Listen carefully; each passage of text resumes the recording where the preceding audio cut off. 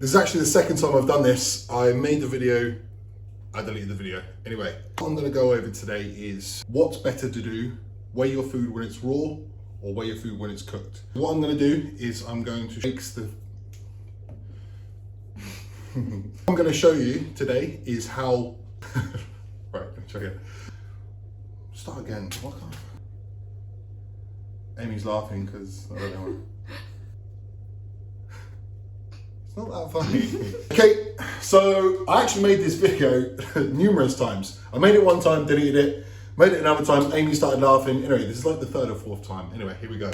The subject is raw or cooked. When is best to weigh your food? Today we're going with chicken. I'm gonna show you 200 grams of chicken when it's raw, how it varies purely based on how long you cook it for. Therefore, weighing it when it's raw is much more accurate. If you weigh it when it's cooked, then you're always gonna come up with different results depending on how long you've cooked it for. It could be how high your oven is, or it could be how many minutes it's been in the oven. If you weigh it when it's raw, it's always gonna be the same quantity. So you can minimize all other variables and keep things as consistent as possible.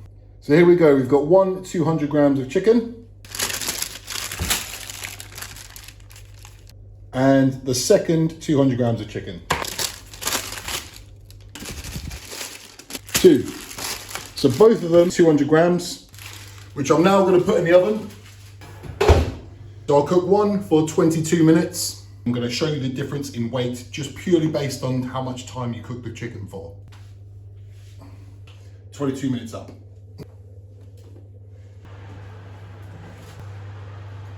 So take one out. Timer on. We know this was 200 grams when raw. Now it weighs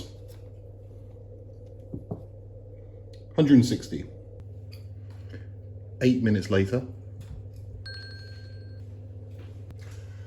The second lot of chicken.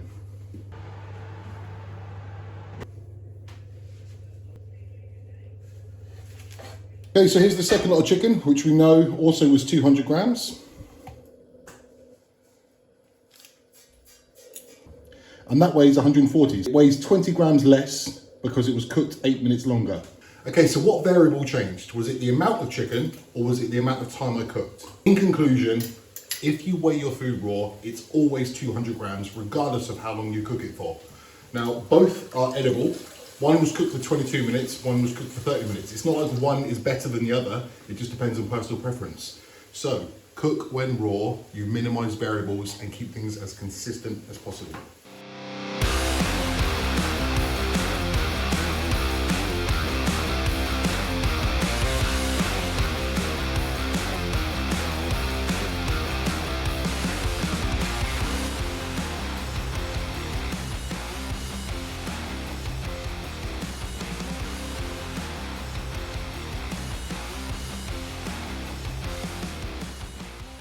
That is 40 minutes of cardio done.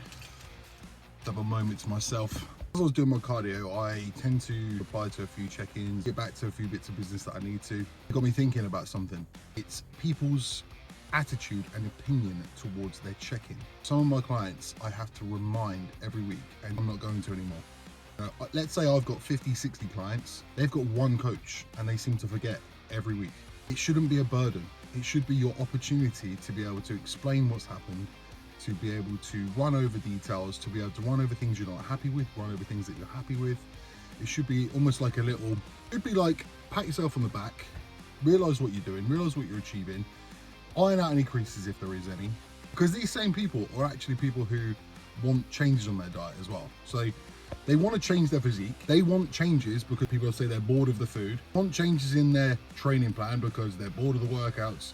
They want change on the plans and on themselves, but they see the check-in as an inconvenience. It should be seen as a, right, this is my one opportunity for the week. You can tell the way that they write it, everything's rushed. One-word answers. Enjoyment of plan, fine. How was food prep? Good. How was your training session? Good. How was your energy in sessions? Good. Sleep quality? Good. Like, you can just tell that they don't want to do it.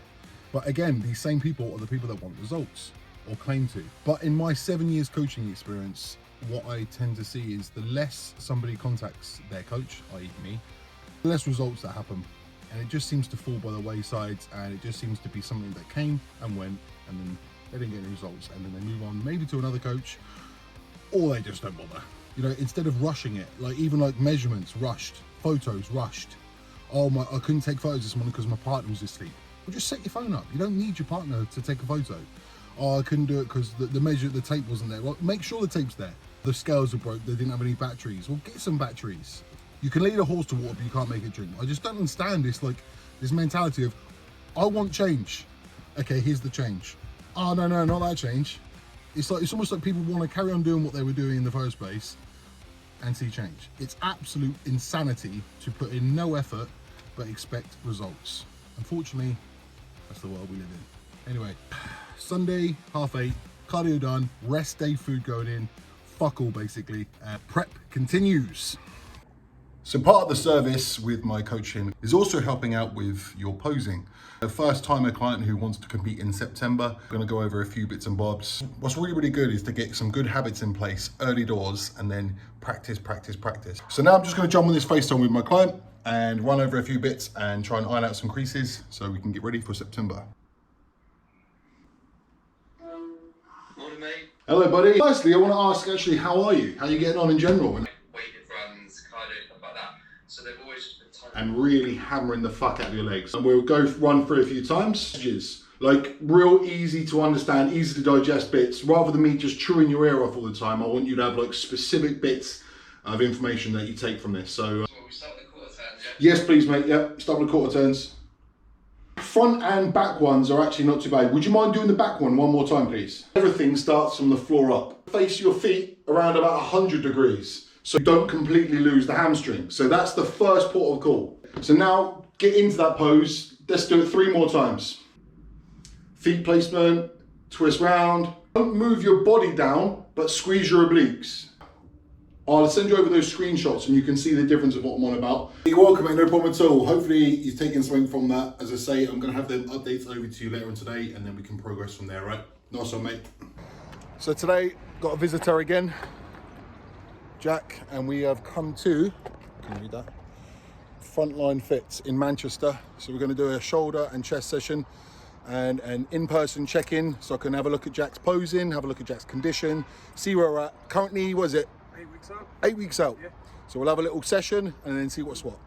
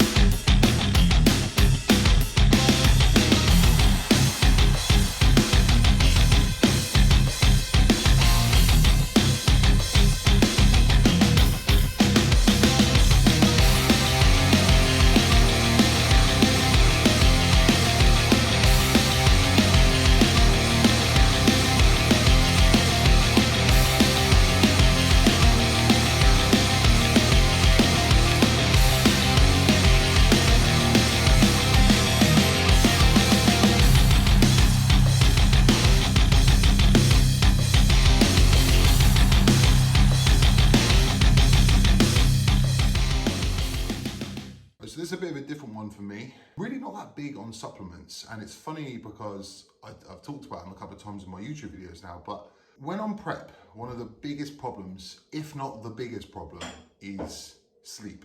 When sleep is disrupted, everything's disrupted. I probably don't need to explain the importance of sleep to people later. When you have a bit of a bad night's sleep, like we're talking one bad night's sleep, the next day is a little bit of a struggle. When you accumulate that over weeks and months, everything's a struggle. So you're in a deficit of calories, you're pushing your body to its limit 5-6 times a week, you're doing daily cardio, you're not sleeping right. Nothing is in sync, and it is so hard to recover, and you're feeling grumpy and grouchy. And I think one of the biggest reasons why people fail on prep is purely because of the lack of sleep. If you could sleep as well as you could normally sleep, it would dramatically affect things. I know that I'm speaking from experience now, and I can't speak for other people, but certainly it's probably the biggest determining factor as to why prep becomes hard. The reason for this short clip is because for the last 3 nights, I've taken a product that was suggested to me by Rob at Full Bore. They're a supplement company based in the Northwest. The company is called Strom. The product is called Support Max Neuro PM. I'm not claiming this to be a miracle worker, and to be honest, I don't know what I was expecting when I bought it. I thought, you know, maybe it'll give me something. The first night I used it, I was able to sleep 8 hours. I was a bit shocked. I thought, well, maybe it's just chance. And the next night, so basically I've used it the last 3 nights, and it's just so happened that the last 3 nights are some of the best night's sleep I've had on prep, probably for the last 6 to 8 weeks. Now, it could be a coincidence. It could be. I know, like I say, I'm not claiming this is like the game changer, but certainly from my experience, it has added to my sleep quality, and it is certainly something that I will be happy to promote. Now, whether or not the trend carries on going in an upward trajectory, I don't know, but certainly for the last 3 nights, it's some of the better sleep that I've had this whole prep, and I feel better for it, and it's simply by taking this before I go to bed. So shout out to Strom and shout out to Rob at Full Bore for the suggestion.